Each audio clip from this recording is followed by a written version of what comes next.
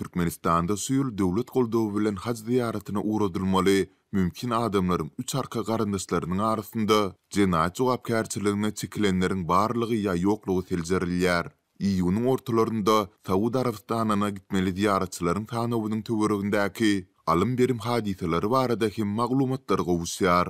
Balkan vilayatynyň häkimliklerine sanawa nowbat ýeten adamlaryň saglyk şol sanyna koronawirusa garşy 4 santimetrenigi barada kepinamalar toplanyp başlady. Mümkin ziyaratçylar üç arka maglumatlaryny hem hödürlemeli. Eger dolaryň arasynda kimdir biri türme tutsaglygyna hökm edileni bolsa, olar sanawa asla goşulmaýar. Munyň üstesine de ol merhum ýakyn garandaşlarynyň anyk haýsy gonamçylyklarda jaýlananyny ýazmaçy görnüşde takyklaşdyrmaly. Edil bu talabyň sebäbini özümizem düşünmeýäris. Dip bu işlere çekilen yerli hünärmenleriň biri 30 maýda habarçymyza gurrun berdi. Türkmenistan hökümeti her ýyl döwlet goldawy bilen ýüzlerçe ziýaratçyny Saud Arabistanyna haç ziýaratyna uğradýar. Adatça haç mewsüminiň öňýany Türkmenistanyň prezidenti ýürüýte buýrugy gol çekip, Türkmen howa ýollary kampaniýasyna ziýaratçylar muht uçur gatnawy bilen üpçün etmegi tapşyrýar. Ýöne bu ýyl döwlet medeniýeti prezidentiň bu baradaky buýrugyny henüz çap etmedi. Emma ýagdaýlardan habarly çeşmämiz iýun aýynyň ortalaryny rekord derejede, ýagny 300 adamdan ibaret topary haja iýermek gözüňde tutulýandygyny aýtdy. Geçen ýyl iýerilen ziýaratçylaryň sany 275 adam bolupdy. Islam ynanjynda part hasaplanýan haja ziýaraty musulmanlaryň aý sene namasynyň 10-njy aýynyň, ýagny Zülhijje aýynyň ilkinji 10 günlüginde amala asyrylýar. Bu ýyl haç mewsümi 26-njy iýun 1-nji iýul arlygyna gabat gelýär. Haç mewsüminiň 3-nji gününde musulmanlar Gurban bayramyny belleýär. Saud Arabistany haç ziýaratyna isleg bildirýän adamlar üçin her ýurduň musulman ilatyna laýyklykda ýürüýte kwota güdürleýär.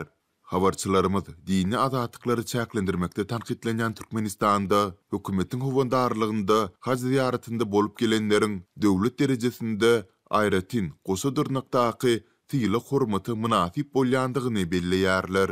Olar barada döwlet telewiziýasynda ýygyderli reportajlar berilýär. Olar dürli sowatly döwlet şäherlerine hem dowamly çagyrylýar.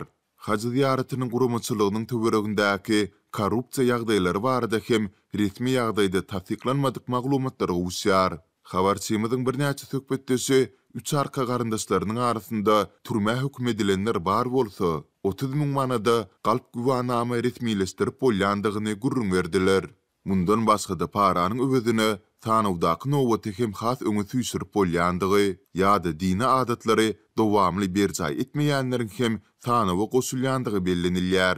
Azatlyk bu maglumatlary garaşsyz ýagdaýda tasdikladyp bilmedi. Şeýle de gurrunu gidýän anyk sebitleriň häkimliklerinden kommentariýa alyp bilmedi. Türkmenistanda haç ziýaratyny görülýän taýýarlyklaryň arasynda Türkmen hökümetiniň tanqidçileriniň ýakyn garandaşlary umra haçyny berja etmek üçin ýurtdan çykarylmaýar.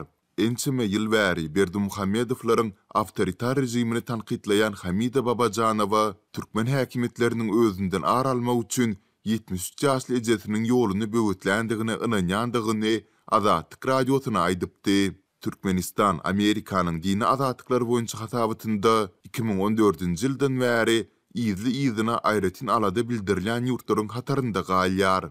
Adam hukuklaryny goraýjy halkary guramalar Türkmenistan hökümetini ýurtda adam hukuklaryny çynnaky bozmakda, özge pikirli adamlara batyş etmekde ýygyderli tanqid edýär.